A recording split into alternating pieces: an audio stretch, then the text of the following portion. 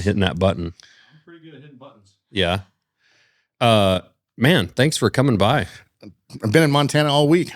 Have you? Yeah. We got here Sunday night. It was a 17-hour drive, so that was a ways. Are you guys going to hunt while you're here? No.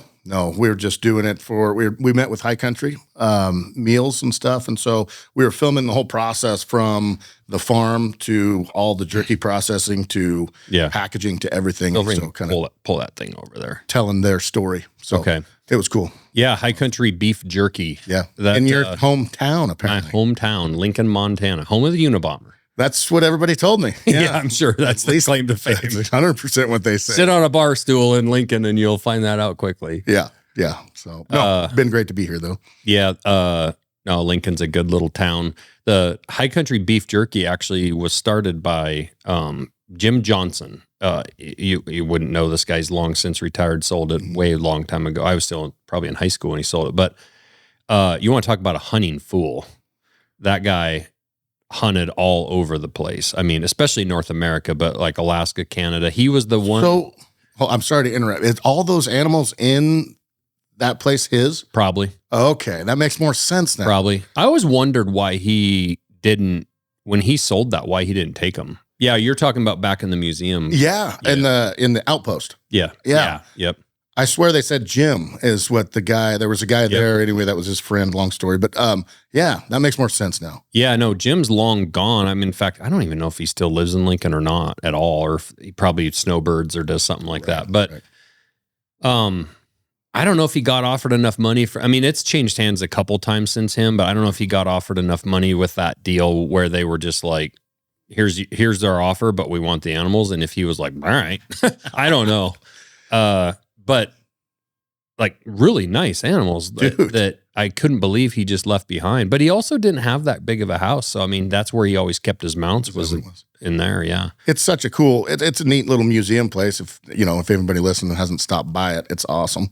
Yeah. Just to go in, and they have all sorts of normal outpost stuff. Yeah. It's kind of gift shoppy, but then they have some cool stuff in there. The building itself is what's cool. That log. I'm just big into that log craftsmanship. Yeah. But my dad put in the septic system for the jerky plant about 40 years ago. So yeah, that small town for sure. When I found out they were like, oh, born and raised here, and they're going to be at the jerky plant in Lincoln. I'm like, really? That's so random, but it's awesome. They've been awesome. They've been great to work with, and it's a brand that all got together, and we've been using it forever. As far as, you go into Cabela's years and years ago, and it's High Country jerky, right? Like the seasoning mix is what I'm talking about. And so it's I don't know, it's really cool. Yeah, a ton of the do-it-yourselfers buy their mix to kind of do their own jerky and some of that. And two, they're getting into all the freeze-dried stuff too. So all the meals and everything, and it's grams of protein. Man, as far as that goes, they're top-notch, right up there with the best or better than the best brands. Oh, that's good. Yeah, so it's cool. It's a good fit. Good. Love to talk hunting and stuff, but man, you've been through it. Let's jump into this. Oh boy. I mean, I guess in the scheme of life, things can be worse for people. Your family's healthy and whatnot, but your house, you had a horrific flood. Yeah. It just pretty much destroyed your house, right? I mean, you and I haven't really talked about it yet. True. No. Yeah. This is, it's just about 2 weeks ago. So in a 22-hour period, I think it's when it was, that's just to kind of relevate how much it was. We had just over 4.6 inches of rain, 22 hours. And so I live on a river, but we're up from a river. I live at over 38 feet from the river bank, from the riverbed, and it came in elevation. In elevation. Yeah. And it came up that much. It was crazy. Like, what's the name of the river? The Coquille River. Okay. And it's in the city of Myrtle Point.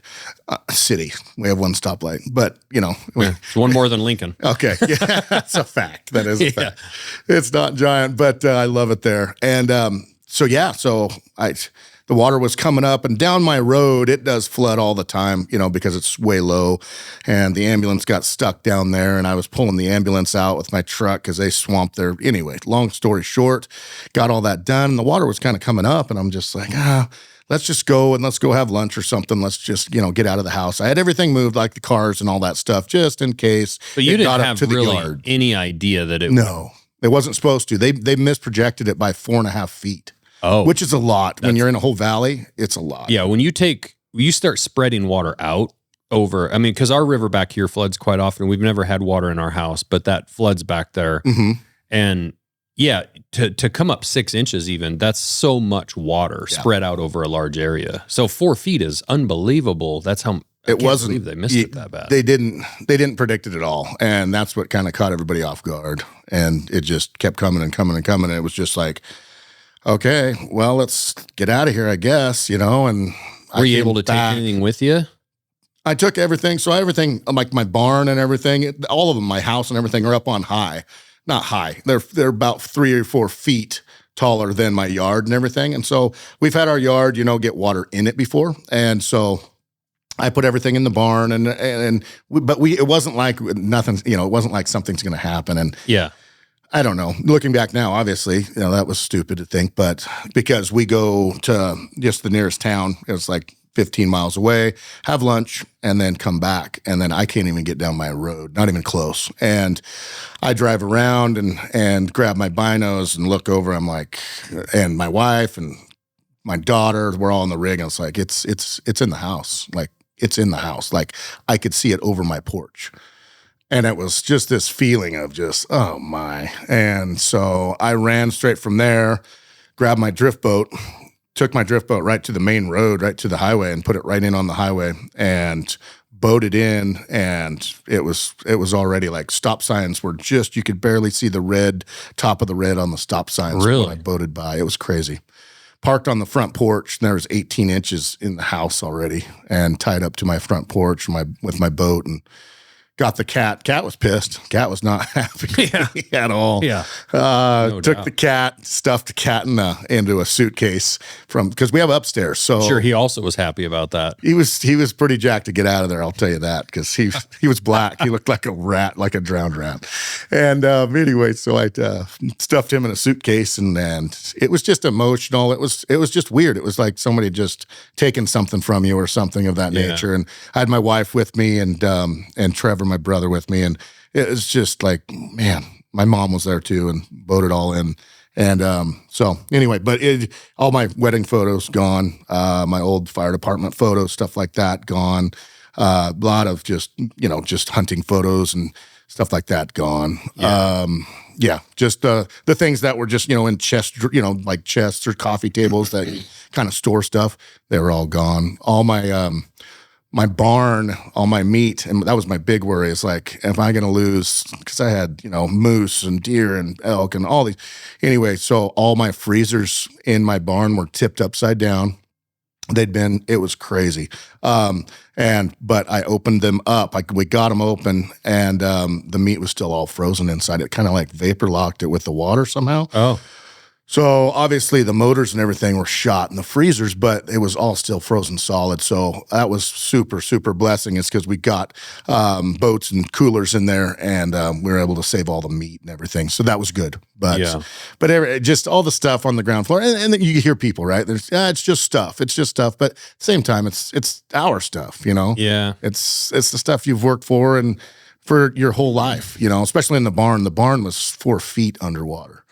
So all my lawnmowers, wood splitters, power saws, all my tools, every single power tool that I had, my gun safe was underwater, all my guns, everything, you name it, everything. E-bikes, I had 4 e-bikes, $20,000 worth of e-bikes gone. Really? Everything, man, everything. Oh my God, man, it was really, really hard to see. And I saw a video you walking through your house, you posted a video of just talking about it, and just devastating. And I tend to I understand the feeling, and I don't know how many people can really put yourself in that boat. When my house burned down, it was 11 years ago last month. And, I,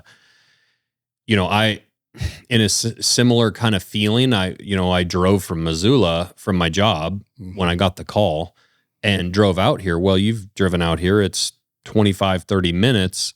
And the entire time, you see a plume on the horizon, and it's your house. Like just it was a clear day, and just a big black plume. Just, when you see a house fire, it's pumping. Sure. Black, dude. nasty smoke up. And just this huge column and this big kind of mushroom cloud. And 911 tells you like, hey, your house is gone. Like, don't speed, don't rush. You can't do anything about it. Don't get in an accident. So you knew before, obviously. Yeah. They called you and said, hey. They called, and my boss had come running across the parking lot screaming, your house is on fire. And there's a bunch of us standing there. And then he's like, Josh, your house is on fire. Well, I go to the truck, the line truck. We were loading power poles to get my phone. Mm-hmm. And I had 120 or 50 missed calls. Oh, boy. And the reason for that is, of course, all the neighbors are calling, and then 911 is calling just on repeat because the neighbor had said, hey, there's 4 kids that live in that house. Oh, no. So the fire department was here, and they were chopping holes in walls trying to enter the house to look for people. Whoever. Yeah. And because no one knew, the neighbors, nobody knew if anyone was home. Oh. And fortunately, my kids were with my ex-wife at her place. I was at work, so the house was empty. But so when as soon as I grab my phone, it rings again. Yeah. And it was Autumn with 911. It's her name. I actually knew her. And she was like, hey, Josh, your house is on fire, but I need to know, are there any kids in it? Or is anyone there? Yeah. And I was like, no, nobody's in it. And she's like, okay. She's like, hang on. She like immediately dispatches that. And I was like, and I said, like, don't let anyone get hurt. Like, tell them to stay out. Yeah. Like, it's at the end of the day, also, it is just a house. Like, it's not worth anyone's health or life. Sure. And I didn't know how bad it was, but I mean, it was like fully engulfed. Like, it blew up, it exploded, and then it was full of fire. So, I told her that, and then she was like, hey, I was like, oh, how, I asked her, I'm like, how bad is it? And she's like, it's gone. She's like, your house is gone. She's like, please don't speed, or like, I think people in that profession have seen people make bad situations worse by crashing into somebody, crashing their car, driving erratically, and now you've got bigger problems, right? Oh yeah. So anyway, the point is, like, when you say like those emotions and those feelings, like, I get it. Yeah. And sometimes it's, at the end of the day, like, electric bikes and some of that stuff can be replaced, but it's those things. It's weird. Like, I had a blanket from my grandmother that was probably 80 plus when she made that, like, handmade quilt. And the reason it was so special was the fact that, I mean, she had 16 kids. She was amazing, but she had like 100 freaking grandkids. But she chose at that age to make us, my wife and I, or my ex-wife at the time, this handmade quilt. And it was an enormous amount of work for a little old lady to sit there and put that much work in. And there was like other things similar to that. My moose mount, I had shot a moose in northern Canada when I saved through the last couple of years of high school and a couple of years out of high school. So probably, I think I booked that hunt when I was like 16, 17. That's impressive. And I went on it when I was 2001, so I was 20. The fall, right after 9/11, actually. Gotcha. So I was 20, went on this moose hunt. Of course, it was a ton of money for me back then. I think it was $3,500. That's a ton of money. But back then, that was a ton of money. I remember actually pricing out a sheep hunt. The same outfitter was like, and I think a sheep hunt was either 12 or 15. And I was like, oh, I'll never have that much money. Like, no chance. Like, I'm never sheep hunting. And like, now you look at sheep hunts, $100,000. Oh man. $120,000. I'm like, I sound like the 90-year-old guy at the barn, like back in my day. Right. But anyway, that moose mount being gone, and some of those memories and some of that stuff, like, it's hard to replace. So I'm with you, man. It's awful, and it's hard for people to understand, and it's also hard on the kids. It's been Hudson, my daughter. Because all their rooms are still upstairs, so they can still actually live in them, but we're not, obviously, because I gutted the whole bottom floor. That's gutted. You name it.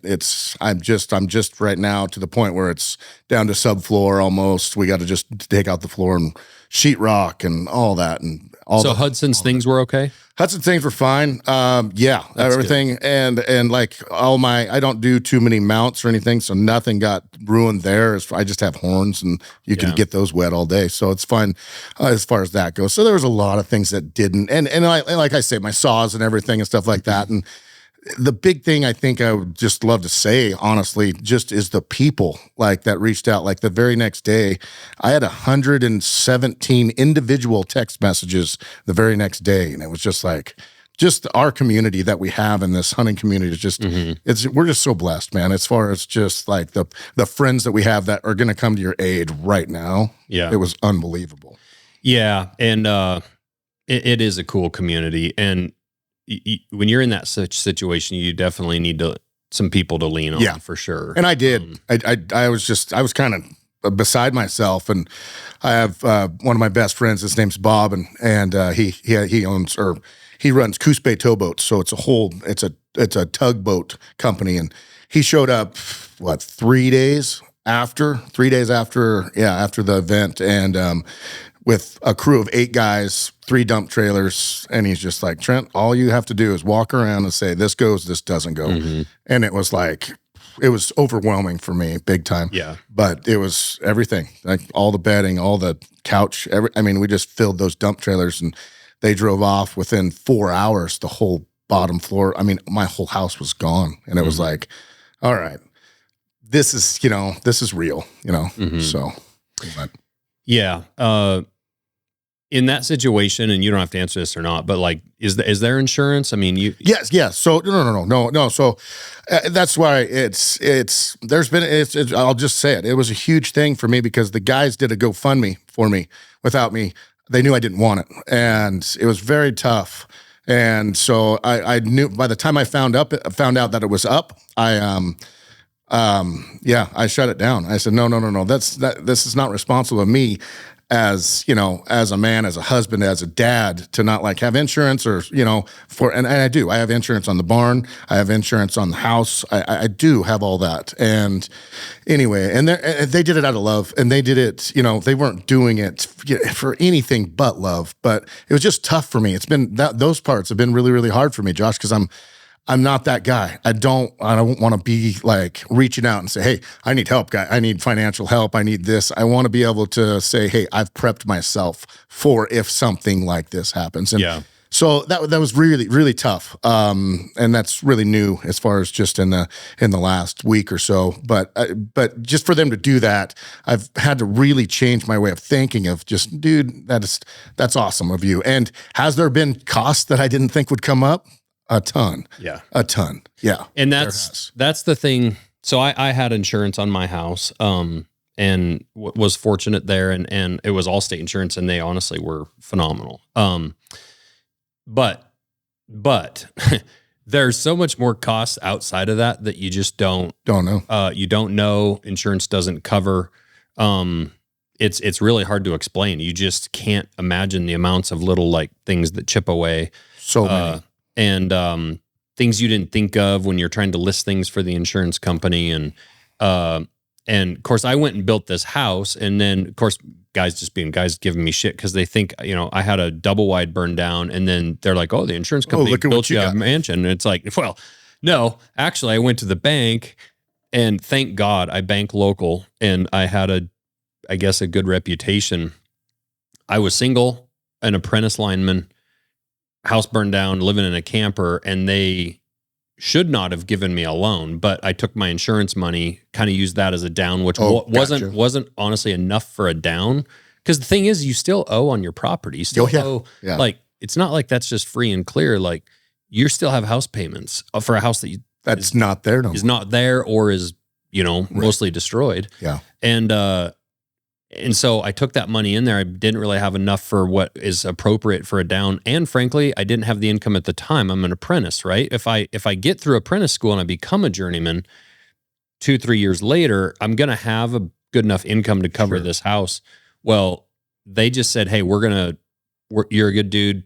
We trust you. We know you. We're going to keep this loan in house, and we're just going to loan you the money to build your house. That's rad. And that's why I'm so loyal to those guys. I mean, they're just phenomenal. But it's also an example of why local banking, local business is so important, and local friendships in whatever community you're in, whether it's getting to know the local plumber or the bank or the auto repair guy or whatever. That's what small town and local relationships can do for you. 100%. I mean, or the guy that shows up to help you with a dump trailer to help you load out your house, right? Like it couldn't be any truer. And that's why I think you're the same way. That's why I love small town. I love living in a town of, under 2,000 people. That's just because everybody knows everybody. You go down to the local bar or the local restaurant, which is usually the same place. And, it's just, you run into people and it's like, how are you doing? What's going on? They know where you live already. So they're asking questions. Hey, I can bring my grade all down, or I can bring my backhoe over and we can, it's just the people, and I think you lose that on a bigger scale. Yeah. Yeah. Well, I don't even know that I saw the GoFundMe, and been waiting to see you or whatever, but we are going to give you that. It's some help. And I know you say you don't need the help or you're good or whatever, but it is about, helping out. Like I view this whole industry, and especially our closest people in it, as our family and as our friends, right? And you help out your family and your friends. You would do the same for me or for your other people. The guy that showed up with a dump trailer, you would show up and you would help that guy. So, it's not a hell of a lot. It's whatever, but it's like the little bit of stuff that can help cover. Cause I went through it myself. Right. And those little things that insurance doesn't cover, or that you're like 6 months later and you're like, oh, I don't have this. It's hunting season is this fall. Yeah. You won't even actually probably fully know what you're missing until hunting season. That's what everybody's saying. Thank you so much, Josh. Yeah. Thank you. That's what a lot of people are saying too. In the barn, that was the tough thing, because I have all my stuff, everything, it goes in the barn a lot, and they can cover the barn itself. So all the house stuff is covered, but the barn only covers up to, I think it's 25,000 of just the barn itself. There's nothing inside. Okay. Yeah. So I couldn't, all those things inside. I'm going to have to buy all my power tools, all my, and you know how it is. It's just all those stuff I didn't consider, buying, but I will get the money for the barn, and the structure doesn't, it just got wet. It's not going to be hurting it at all. So I'll use it for the stuff inside. But yeah, we have been noticed it adds up. But at the same time, I just want to see how this whole thing shakes out before I just start crying for wolf, if that makes any sense to you. I know, but the problem is too, when you're a long ways away, you have to understand you have a lot of friends throughout the entire country. Yeah. And when you're out in Montana or you're out in Kansas or wherever, you're helpless, right? Yeah. You want to help out your friend. You would be there unloading a trailer or helping sheetrock or whatever, like if you lived in that town. But for a lot of people, $100, couple $100 or whatever, at least makes them feel like they're helping do something and making sure that you're cared for. It was, and the people that donated to the GoFundMe, just super gracious, like before, and I still had mixed views of it. And it was just, it was interesting to talk to a few of them that actually I'm friends with. And they're just like, it's Trent. It's because what you guys have done for us is all free. YouTube, all this stuff, all the content, all the stuff. You got me into hunting. You were the one that made me learn how to kill my first bull, whatever that may be. I've heard that numerous times, stuff like that. They're like, we can't pay you back for that. And if this is a certain way that we can actually feel like we have some skin in the game, like actually help you for helping us. Yeah. And so that was an interesting part for me, as far as just like that, man, I'd never looked at it that way. I never. Yeah. Well, if you're listening to this podcast, watching a clip on Instagram or whatever, go to the Born and Raised website and buy something. If it's not a donation, if it's not a donation to you, support Born and Raised. You're a super good dude. You've helped the community immensely. You've been there for your friends and for partners and people in the industry. You've provided a lot of really just good entertainment for the average guy that doesn't know you or doesn't know me. Appreciate that. But I've been through what you've been through. And so I really encourage people to, if they don't know you or whatever, just go support your business at least, share your content, get something from the website, whatever. We're doing a big truck sale right now, giving away. It's actually out in your driveway right now. Oh, thank you. In front of your house. So I won it? Not a win yet. No. Oh, I don't. I thought you meant you parked it in my garage for me to have. Correct. It's got to be the same thing you were just saying. It's just every dollar spent on our website enters you into winning this big jacked up truck. Really? Yeah. What is this truck? It's a Ford F-350 short bed. It's got a GFC camper on it with a deck system with. Oh, it's that one. So I saw a truck. Yeah. So you pulled in my driveway. You see how many damn vehicles are in my driveway? I couldn't believe it. Yeah. Because it's all my employees. I mean, people think like, oh, Montana Knife can be so big or whatever. And then it's like, oh, it's at Josh's house. It's at Josh's house. There's nowhere for his friends to park when they come visit. That's a fact. That's why I went around to your actual house. Yeah. Yeah. You're the reason I couldn't park in my own garage. Oh, yeah, that's me. So that's me. I'm parked in the middle of my driveway right now because you parked right in front of your garage. Right in front of my garage. I thought I left. But that's the funny thing about our parking at our building is like we will have friends just come by that have nothing to do with the business. And they're like, where do you park? Yeah. So anyway, I saw that truck sitting there. Yeah. I didn't read it. I was actually on a call. Mm-hmm. But I saw the Go Fast. I was like, damn, that's a nice truck. Yeah. So it's a great truck. Yeah. It's awesome. So the giveaway. So you have to buy something from your website. Every dollar spent is what? Is an entry. An entry? Yep. Okay. So and when is that running until? I'm going to go at next month. The end of next month, it's done. Oh, really? Yep. And it's going to somebody in this somewhere. Wow. I'm hoping we don't draw someone from like New York because I don't want to drive it clear back there. Yeah. But it's going to happen. We're going to draw the name. You should institute a come and get it policy. That wouldn't be a bad idea. They're getting a new truck. That wouldn't be a bad idea. You come and get it. I don't think that's in the fine print though. Well, and we can't change it now. It's also not in the fine print you'll deliver it, is it? Probably not. Okay. No, it's negotiable. We can meet halfway or something. Come out and help you throw some sheetrock up in your barn and pick up your new truck. Pick up your rig. No, it's cool. So that's our first truck giveaway we've ever done. We're just trying it out and we're just like we're all in. So that's as awesome. You know, business wise, sometimes you got to go all in and just shoot for the stars. And that's what we're doing with this. Well, so go to the Born and Raised website. I didn't even know about this. So yeah, I was telling everybody to go there to just help you out as a business, but right. Geez, selfishly, you can also try and win a new truck. So there you go. That's awesome.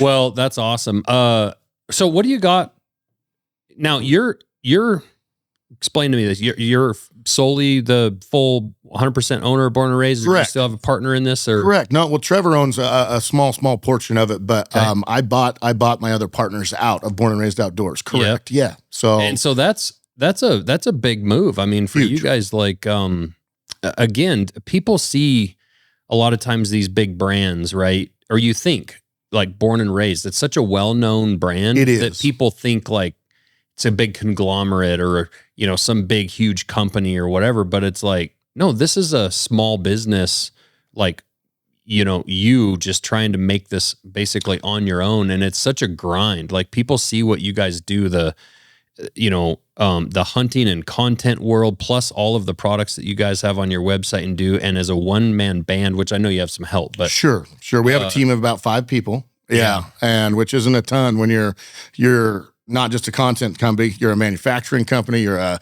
call company, all these different hats that you're wearing, Well, congratulations. I mean, it's funny. I'm sure it's congratulations, but also it's like tons of stress. Like that's where people say like, congrats on the new building. It's like, thanks. This has got to work out. It's so much stress when you take on big gambles basically like that. But that's what life's about really, is just shooting your shot and living it the way you want to live it. We don't live that long, Josh. We don't. Yeah. We don't. And that's, I just, I'm 44 now and. We're the same age. Are we? Yeah. When's your birthday? December 15th. Okay. So you're a little older than me. you're going to be 45. Yeah. So you're the old guy at this table. Really? So yeah, I'm in April. So, Oh, okay. yeah. So I feel you're way older than me. Way older now. I feel that. But yeah, it's just like, no. But it's late life gambles, kind of. I mean, Dude, honestly, we're not 22 years old. Like, no, I feel if we try screw to this feel up, like we it. get another shot. I try to feel like it, but we're not. But and the other guys that kind of wanted to go different direction, totally cool, great dudes. I was like, man, I want to try to see if I want to do this. I wanted to take it all on. And two, for the employees and everything that we already have. I think you're kind of that way too, is like, I care about the people that have helped us get this brand to where it's at. 100%. And so that was big for me, rather than just shutting it down and trying to do something else. So I just, I said, let's do it. Talked to my wife about it, and she was all in. She's been all in with me from the first start, man. I cut timber for a long time, 18 years, and then go to your wife and say, hey, I'm going to do YouTube, honey. Yeah. Yeah. And we're going to take a $25,000 pay cut. Yeah. And she goes, okay, is this the smartest idea? But she's been all in from the start. She's been just my rock and so awesome. It's not possible without that. No. I mean, I have the same Not story. for me. I mean, I quit a great job. Actually, her pushing me to do it, but a great job. And it was, hey, we're not going to take a paycheck until we run out of money. So it's like 6 months. Yep. I mean, it's not like I was some wealthy dude. I mean, I had 6 months to kind of like make it go. Yeah. And without her support, without that support behind you, there's no way you can do what you're doing right now. No. Or what you've been doing. Yeah. When you're at rock bottom, you're like, I don't know where the next check or whatever may be coming from. Right. It's like having that person of saying, okay, no, we've got this and that kind of coming, all these things. It's just like this. And then at the same time, their other job on the other hand is to be like, hey, you need to work harder at this. Get your ass in gear. Get your ass in gear, man. Yeah. We got a family here. So it's been give and take as far as that. It's been awesome. And so, and my family too, Trevor, he's taken so many gambles throughout his life. There's also, hey, put your phone down. You step away from this for the night, like be with your kid. Yes. Right. Like there's, people just don't understand. I think like the hours and the amount of time you spent, like I'm on my phone way too much. And it's, whether it's, and that's kind of I guess the blessing and the curse of like this digital era. Oh, 100%. If I send you an email at 9:30 at night, cause I'm thinking about it, and I guarantee you half the time you're going to probably email me back at 9:45. It's like, what are you guys doing? Like, why are you working? Why aren't you with your family? It's like, well, you're with your family, but you're sitting on the couch. Well, like, are you really with your family? Yeah. Yeah. And I'm as guilty as that as can be. Do you have any rules at all? No, I should. I don't either. I don't. I was just wondering because I bounce those questions off of people that I, look up to and respect a lot. Like, what are you doing? It was great the other night commending to you, had dinner with Andrew the other night. And I love that man. He is amazing individual and someone who I've grown pretty close to. But just gleaning off of him, off of a lot of different, hey, what are you doing on this subject? Or what are you doing? And then he'll ping something off of me as well. And I think that's, as men, I think that's smart for us to do. And I think that needs to be done. Yeah. I really do. Yeah. There's,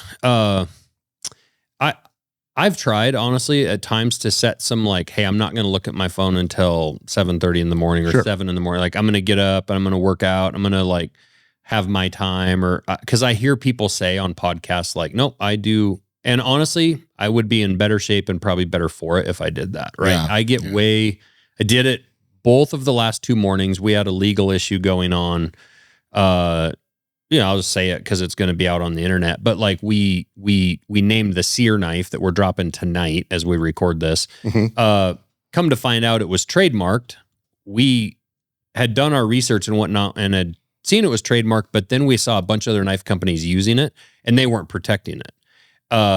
So we just thought it was like kind of out in the open. Sure. Because there was a dozen companies using it.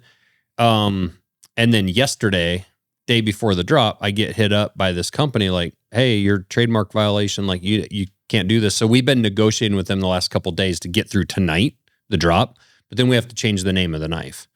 But Oh, really? yeah. So we'll drop it tonight. It's going to go out with the sear knife cards and all that stuff, but then it's going to have to get changed. Interesting. And so we even have to think of a new name and all that.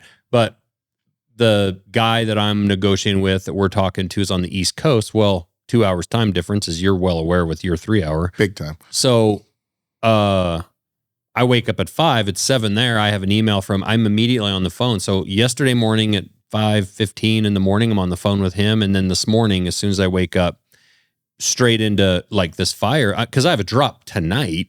Like I have to, this is a big fire, because if I go drop these knives, are we going to get sued? Yeah, all this shit, right? And so, again, with these boundaries, like it doesn't work necessarily, because sometimes you just, but that being said, I can always find reasons to break the boundaries too. Yeah. Like, is it really an emergency? This one is, but is everything? I just think it takes that wife also that says something. And I think it just takes being conscious of it and trying to say, do I need to be doing this right at this moment? My kid's going to go to bed in a half hour, like set my phone down. Yep. You know? Yeah. That's how I do it, but I'm definitely not saying I'm perfect. In fact, need to figure out ways to be better, frankly. The crazy thing is just like how fast everything's gotten, as far as like, we didn't have to deal with this when we were kids, you know? Yeah. You had the phone on the cord that goes in between the living room and kitchen. And if you wanted to talk to the girlfriend or whatever, you better get a longer cord and head to the bathroom or wherever you have to go. Yeah. And you know what I mean? Like we never had to even navigate these waters when we were young. And I'm sure, as being a guy who, you said you were a sawyer, cutting trees. Yeah, cut timber.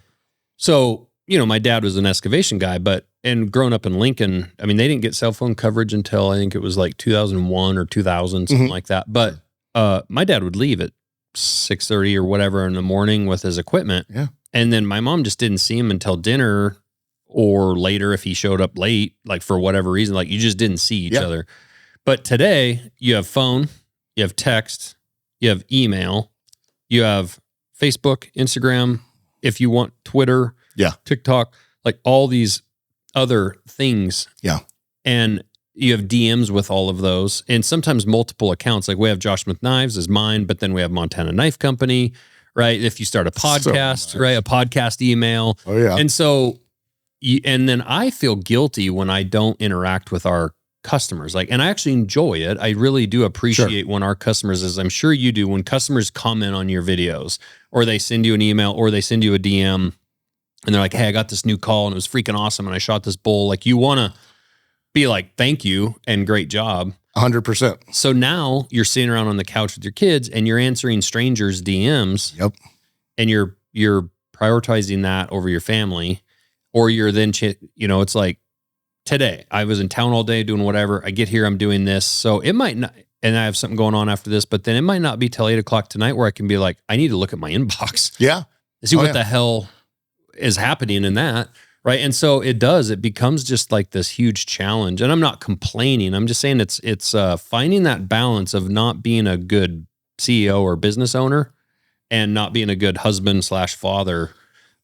And two, like, I think you said it really well there. Like, so all our emails, like I do have someone vetting my emails for me, which is nice. And my wife helps with that as well. But I answer every single one because it's important to me. It's super important. It might only be 2 sentences of thank you or this or that, but it's important to me to have that connection with the people that we are actually putting the content out to. So some days, it'll be a week before I can get back to them. And so then I'll give myself, I got 2 hours today, and I'll jump in for 2 hours and just bang out as many emails as I can. Right. And then, and then I got this other group over here that I maybe jump in another hour in 3 days or something. So I try to negotiate my time a little bit to do that because I think it's important. I think you're the same way. It's the people, if without the people, we're nothing. Yeah. We're nothing. Yeah. It's the word of mouth is how we have won so far. And I think it's where sometimes taking care of your customers and taking care of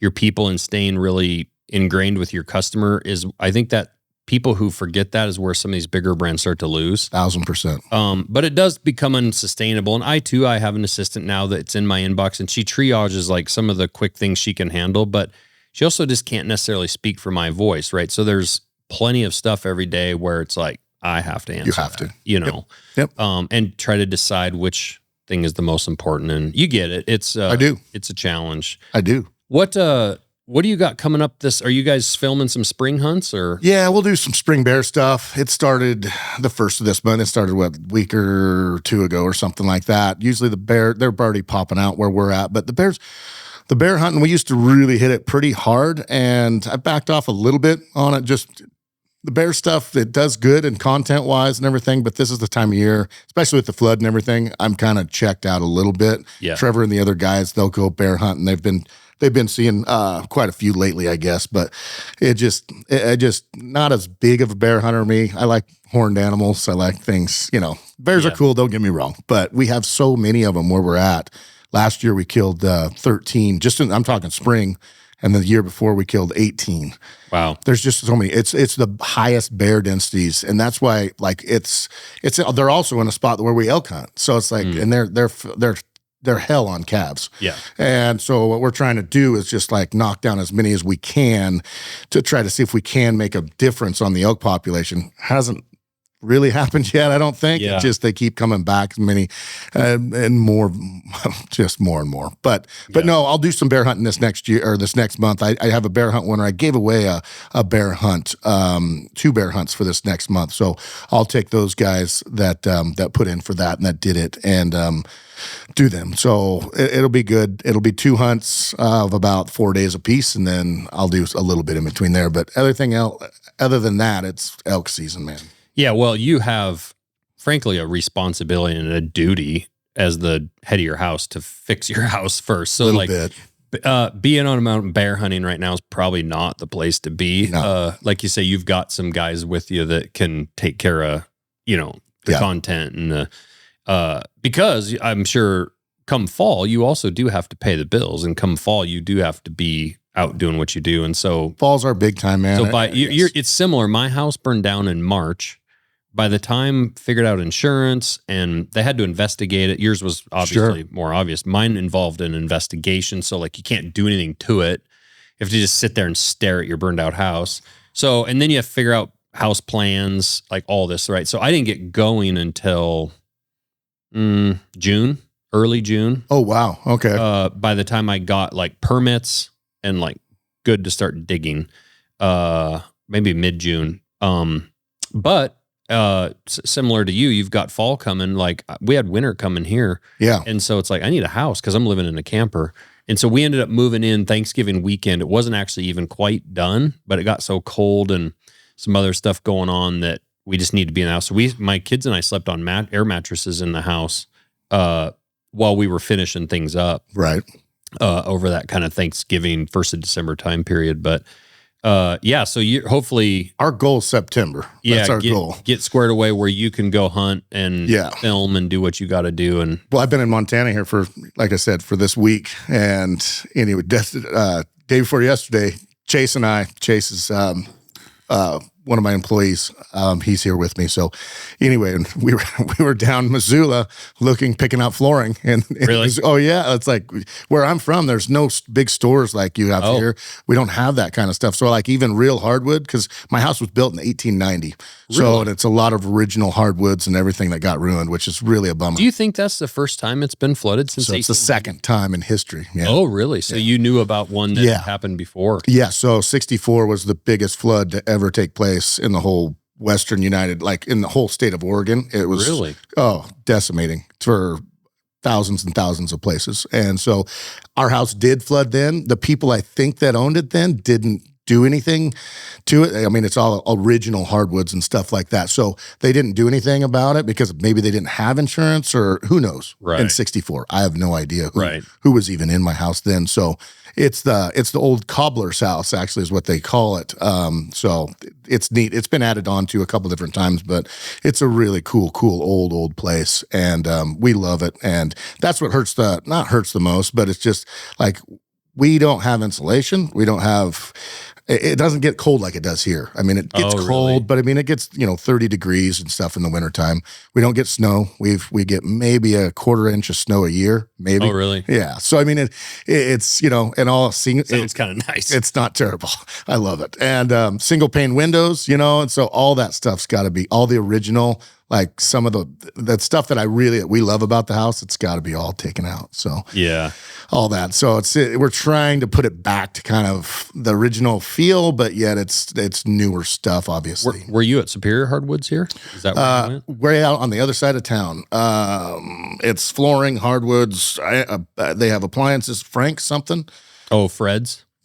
Okay. Yeah. So, anyway, but they have, we don't even have original, we have vinyl stuff and everything in the stores by us. And so we want original we want what was in there. Right. I think that's what we want. And so, found what we kind of wanted and everything and FaceTimed the wife and she's just like, yeah, those look good. And because we're just trying to fast track everything. She's at home right now picking out everything else, windows to, it's crazy. All the things, like I was thought, okay, let's just get some new floors. And, no, it's not the case. Yeah. Well, and it's not the case. I can't imagine just the amount of cleaning, like flood water. Dude, there's mud. I mean, I've sprayed in my house, I don't know how many hours, and there's 2 inches of mud in the whole bottom floor of the house. And I just had hoses in there and just spraying and spraying and spraying for hours. Yeah, that's crazy. It's nuts. Yeah. How long was the water up in the house? That's the thing. It's about 8 hours, 6 hours? Yeah, I was saying, did it? No, not very long. Not very long, but it just, and so we live just above tidal, actually. So I'm on the Oregon coast. And so the tide comes to about, probably 300 yards below our house. But when it does back up, it was you're right on the coast? I'm right on the coast, yeah. Oh, really? Yeah. I mean, inland up to where tide, still influences. But so as the crow flies, probably 20 miles from the coast. Okay. So yeah, it was the perfect storm of the tide actually not working with the amount of rain coming in is what it was. Oh, okay. So if the tide had been out, it could have definitely changed some things. Yeah. If it would have been just on a little different schedule and it could have, if it was just hours different at the rainfall, all those things kind of play into it. So yeah, it would have been a little different story. But do you have a big mountain behind you or something? Did all that flood water come off? All of those mountains. Yeah. So they all come down into 3 different rivers that pour in right by my place. Mm-hmm. Yeah. So, yeah. And there's really nothing you can do to mitigate that ever happening again, right? I mean, there's nothing. So that's the biggest fear, right? 6-8 inches of water, sure. Yeah, but 4 feet of water. You're not doing anything about that. No, and that's the whole thing. But also, do you freaking move? Well, that's what my wife and she's just same point. She's like, so we're doing all this work, Trent, But if it was the first time since the 60s, it's like... You're rolling dice. Yeah. Can you buy flood insurance, keep buying flood insurance? Yeah, I'll still have it. They raised our rates. So they did raise our rates off of the the hidden costs you don't think about, right? So they raised our rates already. But they never dropped us or anything. So which is cool. But yeah, no. Yeah, I won't live there without. It's just a crapshoot. Did a lot of other were you in a big community? Did a ton of homes have the same thing? So when I was boating out, the sheriff's department had their 2 jet skis. It's actually jet skis from watercraft, ocean stuff, that they have them for. Well, no, they had them clear up in the rivers. And so they were running 2 jet skis and a boat, a flat bottom boat around 2 and rescuing people out of their houses. Cause some people didn't even leave, and it's there was a lady just down the way from me and, anyway, pretty backwoods, but she had her sheep. She had sheep in her house, chickens, and it was already 5 inches on, as I boating by, and I'm like, what do we need to, you need to get out maybe or something. And is what work, and they, everybody wanted to stay. Nope. Really? Riding it out. And they all know too, when the tide goes out back again, it's only going to be 6-8 hours usually. It's all it is. But but that's also you can die real fast. Dude, and that's the big part. The people, the fire rescue truck that I went out and helped and pulled them out. there was some kid down the way that was on top of his Toyota pickup, and it was coming over the back of his bed already, swamped. And he's obviously just dumb, shouldn't have been there, but kids. That's flowing water. And they're trying to rescue him, and he's about ready to head down the river, and that's just automatic death. You can't. No. Those turbulence, you cannot. It looks like it's just one big, No. it doesn't even work. Even just fishing here in the streams, you see water that's, by the time it gets up to your knees. Yeah. Once you're knee deep, it starts getting over your knees. I mean, man, the power of that water is unbelievable. So much and pressure. I think you do see people from other states come here, and especially during springtime when our big rivers are doing what they're doing, and you see people think that they can go out fly fishing or doing whatever in that water, and they just don't have the respect for the power of that water. Yeah. I drifted the Bitterroot yesterday. Did you? Yeah, it was awesome. It was so much fun. Have some fish? No. Really? No. It's so hit and miss in the spring right now. That's what they say. Because if we get a warm stretch and all of a sudden the water surges up and it gets dirty, then all of a sudden the fish won't bite. But then it kind of settles for a couple days and it's kind of cloudy, and all of a sudden it's just banger. Yeah. Catching fish like crazy. And then tomorrow, nothing. It's that's what they said. I've ran into some people. Or you're bad at fishing. Or I'm terrible at fishing. That could be it too. That's a definite possibility. Yeah. What do you have something you're excited for the fall? Yeah. So kind of going back to our roots. So how we started everything was kind of that whole anybody can do it, right? So anybody can go out and get a tag. And so I've researched some states, and I'm pretty much going to pick up a tag in any state. So starting with Utah, which I've never hunted Utah before, and I don't know. Anyways, but they have spike tags, and I big bulls, small bull. I want to hunt them all. I want to hunt them all. And so I'm going to start out there and just kind of document how I pick my spot. I've definitely not tell where I'm hunting, but you understand. Yeah. And anyway, just to kind of get that how we started. Hey guys, don't be afraid to come out west, because we have a huge following back east. A lot of Pennsylvania hunters, a lot of back east guys and that's the big majority of emails that I get. But I'm just too scared. I don't know. I don't know. We haven't ever been to the Rockies or this and that and the other. It's man, you can do this. I mean, life is, like I said earlier, life is so short, man. Right. Just go do something maybe makes you a little uncomfortable, because I've never once, in all the people I've talked to and all the emails and all the DMs or whatever you want to call them, I've never once heard someone say, man, I came out west and I hated it. Right. Never once. Not once. No, it's so true. Did you see that new rule that Montana passed yesterday about they're not allowing any more out-of-state hunters? I heard about that. Well, I just talked about Utah too. You know what I mean? Oh no, I understand what you're saying now. I'm just joking about. Did you hear Utah? Utah. Did you hear Utah? Yeah, I'm just trying to keep out-of-staters out of my state. But no, Utah. Doubling? Was it doubling the prices? Yeah. To kill my spike, it's going to be like $2,100. Yeah, and that's I joke about out-of-staters coming to Montana, but and I'm also super bitter at a random guy that drives an FJ from Wisconsin because he killed a giant bull about 4 hours ahead of me 2 years ago out in the Missouri River breaks. I drove all the way over there solo. I slept next to my truck on my pad. I'm just going to go hunt by myself for a couple of days, go for it. I get over there, hunt that morning. I'm driving out, or no, I'm sorry, I'm not hunting that. I'm driving in that night, and I'm way down driving. I was going to just kind of camp down by the river and then just start hunting some of those coulees up out of the river. And as I'm driving down in there, all of a sudden I see headlights coming. And this is probably 2 a.m., 1:30 in the morning, because I drove from here all the way over there. Right. See headlights coming. I'm like, holy shit, that's weird at freaking 2 a.m. And here comes this car, and my headlights shine on it. There is a 7x7 bull on this car, and it is a freak. It's a giant.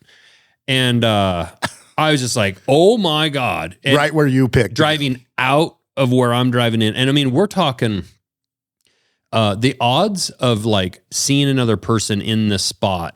Cause I mean, it took me from here, it was probably maybe close to 10 hours to get in there. So maybe 10 or 11 hours. So it's like 8 hours to get over there or so, but then it's like 2 hours of driving like dirt roads and like trying to get away from the people. Oh yeah. Quote unquote. And I drive in and here comes this guy. And I'm like, holy shit. So I pull down by the river, I camp. Now I'm just frustrated. I hunted that morning around there, of course, with the attitude of like, that was the only elk in the entire area. Oh yeah. Might as well quit and go home. Yeah. And anyway, I get back in my truck at noon and I'm like, well, I am going to change areas. I'm going to move a couple miles just because he was in there and I don't know where he was and probably blew shit out of there. And I'm driving out and he's up at the top. He's parked. And I don't know if they were maybe going back in for more meat because he was parked in a different spot and he had that head still up on the car. It's 82 or 3 degrees. Oh, man. The cape's on it. Oh. I don't know if if they just didn't care about the cape, which if they did that, why didn't they just leave it? Yeah. It's a bull of an absolute lifetime and it's sitting there probably 100 degrees, if not hotter, real temperature on the top of that roof of that car. And that rack is, he had a random extra, maybe the guy listens to my podcast. If you shot a bull with what normally is your sword, your royal fourth, it had an extra. So the fourth was just a straight up, it looked like his third, but it was just a extra, probably 17, 18 inch long tine on both sides. They matched. And so his normal, what you would normally call his fourth tine back there was his fifth. And then he had 6 and 7 behind it. And he was a monster. And he's from Wisconsin? Yeah, and the night before when I saw him, I didn't see the plate, or all I saw were horns, frankly. I stopped. I have pictures on my phone. I'll see if I can find them and show you. But yeah, then I saw the Wisconsin plate and driving an FJ. What real man doesn't drive an FJ? Who does that? Elk hunt. Anyway, sorry, I got totally off track. But out-of-staters, but with the out-of-state thing, back to the out-of-state thing, like that is the beautiful thing about how much public land we have out here. Yeah. And I was actually at a Rocky Mountain Elk Foundation thing yesterday, and we were talking about public lands, and there is some of this stuff where people are talking about the federal government selling public lands, and it's like, and I'm with you on the fact that government doesn't know how to run anything, and government shouldn't be really in charge of anything, and they're terrible at everything, frankly. But selling public lands, whether you think it's to provide more low-income housing or you think that private's going to run it better or whatever, I would rather it stay federal and stay open to the public and let it burn and flood and do whatever you want, beetles, whatever, right? If it's poorly managed, it's at least still accessible. Yeah. For your grandchild to take his grandson hunting. Yeah. In 80 years. Like, that's a hill I'll die on. And again, I'd agree with government in almost every other way. But I grew up in an area in Lincoln. Mm-hmm. Everything that you look and see when you turn 360 degrees is pretty much accessible. Huntable. Like, I just could leave. My parents didn't hunt. I could take my beater little car as a freshman in high school and just drive up in the mountains and try to figure out how to hunt. Sure. And I didn't have any money, wasn't going to be able to pay for any access. And I could wander around the mountains and not shoot anything and think I'm hunting. But I was free to do it. And it's so that's why our states are special. And that's why out-of-staters want to come here, is because they can do it with very little. It is. You don't have to have a big bank account. If you're willing to sleep by your car and do a little bit of scouting, you can come out here and hunt. The biggest thing now, honestly, Josh, is I mean, I remember, it doesn't seem like that long ago, but when I first started hunting out of state, Wyoming and all those, I could draw Wyoming almost every single year. Yeah. Now it's 6 years out. Now, you take a state like Colorado, got the most elk population in the whole country, and that was over the counter. A lot of things were over the counter. Now, no, it's a draw tag now. And, things are changing a lot in the way of just not only access, but ability to go do it, as far as just legalities of being able to hunt the species. Yeah. So that's a whole different nut to crack. And that's why this year was tough. Like, I'm trying to do these over the counter things. I'm like, where in the hell? I almost can't. Here, you are an actual expert at this and struggling to do it. Yeah. So it's so you take a regular guy that doesn't have some experience that you have, it is hard to figure out. It's intimidating. It is. It's super intimidating. Which I think is why you guys resonate so much with people. Yeah. And why that form of content is really important. Because again, you are an expert. I mean, you're in the industry. You've been doing a long time. You know a lot of people. You have a lot of contacts. You've been doing a long time. Yeah. At least once you do get the tag and you're at the spot, like, how to do the thing, whether you're successful or not, whatever. It's hunting. Sure. It's hunting. Point is, you're not intimidated by it, and it's still hard. Yeah, no, and it's still hard. And that's not what I'm trying to say. I'm not going to try to say it's easy by any means. No, I'm just saying, like, definitely doable. If it's hard for you, yeah, it's definitely hard for other people. Yes, but it is actually still doable. It's doable. It's just unfortunate, like, and I get it. Like, I get the attitude of why, like, maybe, and I honestly don't know why Utah did what they did. I haven't read enough on it to know, but here I live in Montana, and if you said to probably all my buddies, like, hey, there's only so much hunting available, should we just charge out of staters twice? Most everybody would be like, yeah, screw them, charge them. But yeah, I also, if I step back and really look at it, it's really, really special to have the opportunity to do that. And if that means that the guy in Kansas with a couple of young sons never gets the opportunity to take his two boys elk hunting in Montana, like, man, yes, it should be a bit more. There should be some preference for in-staters, but it also needs to not be a rich man's game. It's the barrier to entry, right? Mm-hmm. Go back to what you told me right off the bat. I hate podcast. That to be a wallet. Well, yeah, but like just out of high school, you're saving for a moose hunt that was $3,500.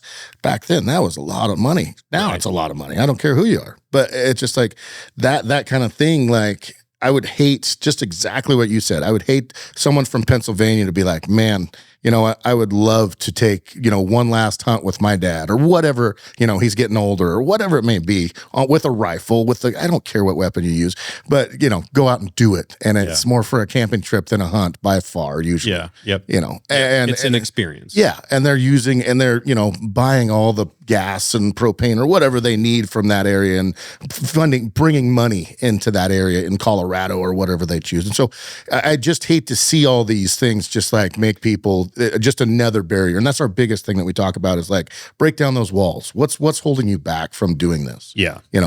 Yeah. And it is expensive enough to just the gas to drive out, the time to take off work, the hotels and all the expense of it. And then to come out and find out your tags are going to be $2,500, for an over the counter at their draw. It's crazy. To the economy piece, we lived that in Lincoln. That little town has never really been the same. Back when I was growing up, and you can argue with the reasons why. Is it wolves? Is it grizzly bears? Is it mountain lions? Is it hunting pressure?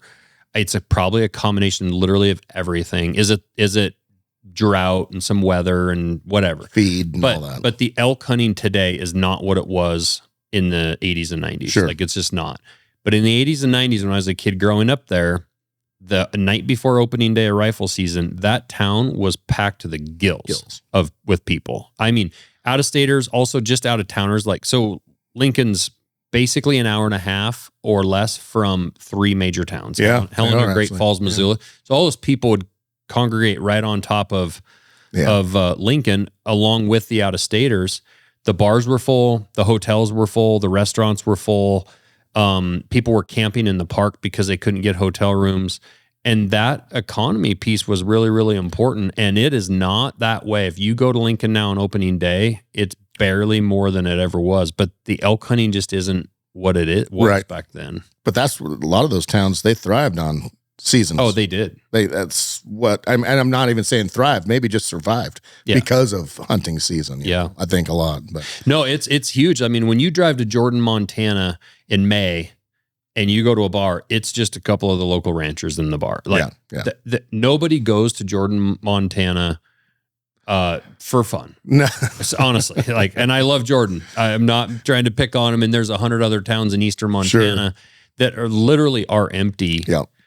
And now, granted, I know a ton of those people cuss us as hunters because we're driving on the roads when it's raining, we're tearing them up, we're leaving gates open. That's why we as hunters really need to do everything we can to not be pricks. But when you pull into Jordan, Montana, November 10th, 15th, that place is stuffed with people, and it is a big deal to those local small economies. Huge, huge. And so like that drought and the poor mule deer numbers out there in eastern Montana, they have an economic effect. Oh yeah. It's a filter. It's got to be filtered down all the way through everything. And even from the person supplying the gas and supplying the propane, you know what I mean? All the way down through those companies that probably are from a whole different spot. And so, no, and that's what... it's outside dollars. People with economics, that's why, frankly, like with what we're doing with American manufacturing, when you bring dollars into a community from outside, it's a huge boost to those economies. Because towns like Lincoln... Towns like Jordan, Montana, they recycle everyone's neighbor's dollars with each other. You pay plumber to do something and he pays you to do something, and those dollars just spin. And then all of a sudden hunting season hits and I come over from Missoula and you come in from Oregon, and guess what? We leave our cash in that town. That's true. It's a huge influx. Otherwise, it's just local economics, and it's a struggle. And a lot of times, for the most part, the rest of the year, those dollars are leaving because they go to Billings and they buy a piece of equipment, and they go over to Great Falls and they go shopping at Costco, and they don't buy all their groceries at the tiny grocery store in their town. Probably not. And so hunting season, all those dollars are coming into these towns. And that's the other thing I encourage people that can't afford it. Like, when you go to these areas, spend some dollars, leave some good tips. Because you are also leaving an impact on their community. You are tearing up roads, and we as hunters are generally positive impact, but still it's good to help those small areas out, because they're the ones spraying their weeds on their ranch. They're growing crops for these deer.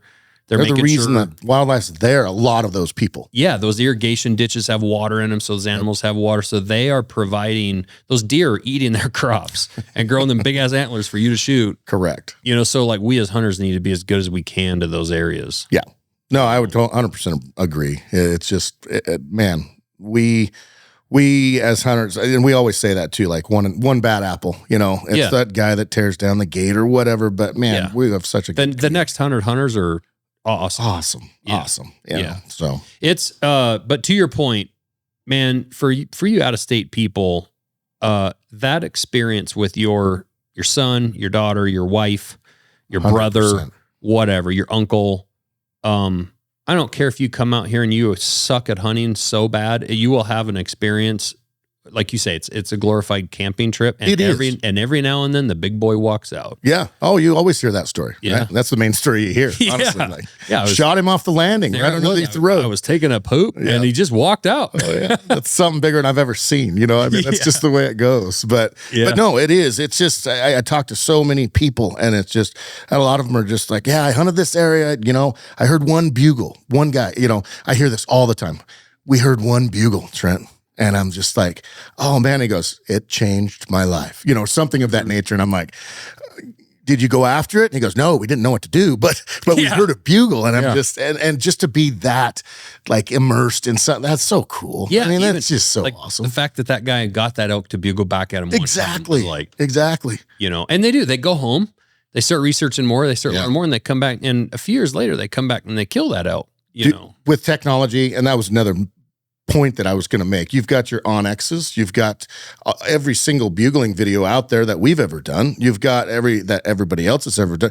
You've got all these things that you can practice at home from your house. You don't have to go scout. You don't have to do, you don't have to step foot in the woods. Right. And you can have the ability now versus when me and you were growing up.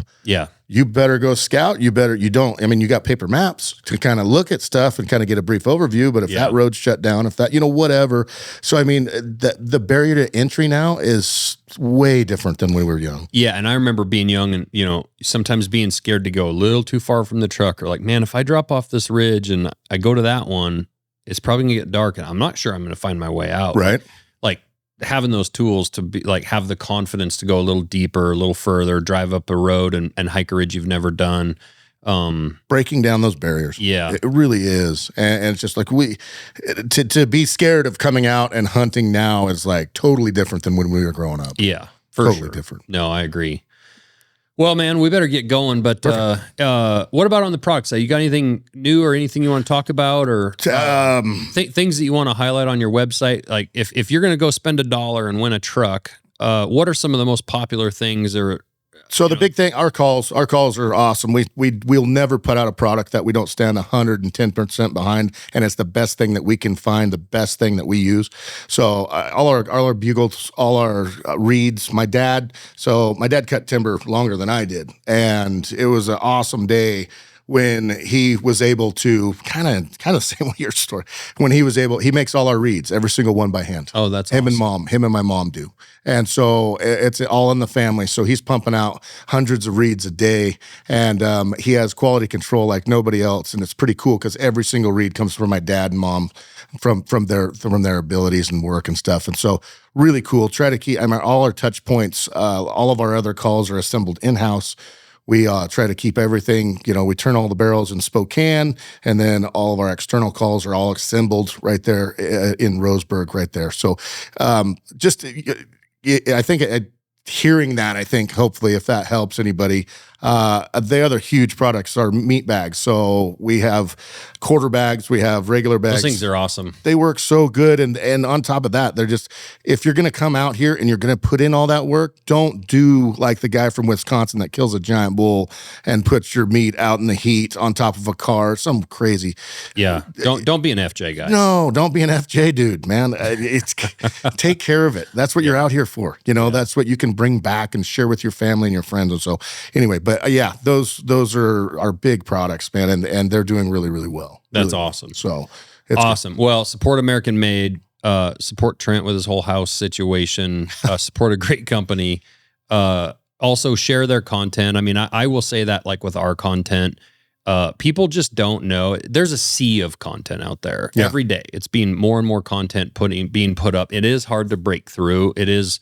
You can make the greatest films, you can shoot the greatest content, and it's really hard to get seen just because there is so much. Yeah. So when you do see something you like, or you see it from a brand that you like, whether it's us, whether it's you, whatever, people sharing that stuff out on their socials and whatnot, that is the form of, of referral, of thanking or whatever. Yeah. It's a form of telling your friend. Yeah. Right. Like if I buy a call from you and I'm like, holy cow, I really like this thing, and I go and I walk across the street and I tell my buddy about the new call I bought, sharing that hunting video that like Born and Raised made is the same way of doing that. Like you're sharing it with the people that follow you. Yeah. And put something on there like, hey, go watch this film. This is freaking awesome. Made me cry or laugh or inspired or whatever. So I encourage people to do any form of those things to support you guys, and frankly, any other small business in this space and whatnot. But it's been cool. I will say, just before we jump off of here, between you and Jess, she's over here working as well, and she's the one I usually work with at MKC, and just awesome company, awesome company, guys. But so what you guys have let me do is every single hunt that I go on, I'm usually taking someone with me, right? And it will be no different this year. And you guys have been gracious enough to give me a knife for every single one of those people, and it's been so awesome. A knife is something, it's something about it that after the hunt, whether we're successful or not, I give those people that knife that I cut up their animal with or whatever I do with it. And it's amazing, like just something of that nature to where you can it's something they can have for the rest of their life. Yeah, and it's cool. Pretty cool. And so anyway, I appreciate that. Just for what you guys do and everything, you guys are making so many memories just that you don't even see. Well, I appreciate that. It makes me feel like I get to be a part of those hunts, and couldn't think of better humans to support than or help, than you guys. So appreciate it. Appreciate it, man. Where can people find you, socials and all that stuff? Just bornandraisedoutdoors.com, okay. Born and Raised Out, just YouTube, Born and Raised Outdoors. And you either way on Instagram, all that, it's all the same, Born and Raised Outdoors. So. All right, well, let's go look at my new truck. You're just going to leave it here, right? Because when's the drawing? It's next month. Yeah, I mean, you don't even have to deliver it here. It's here. Honestly, if you buy my flight out here, I'll I'll buy you a private jet flight out of here for that thing. I'm not even hunting Montana either, so you don't got to worry about seeing me ever in the woods. Yeah, trying to repo that thing and kill my elk. Yeah, exactly. All right, buddy, appreciate it. Hey, thank you, man. Good luck with the house recovery. Thank you for all you've done. Thank you.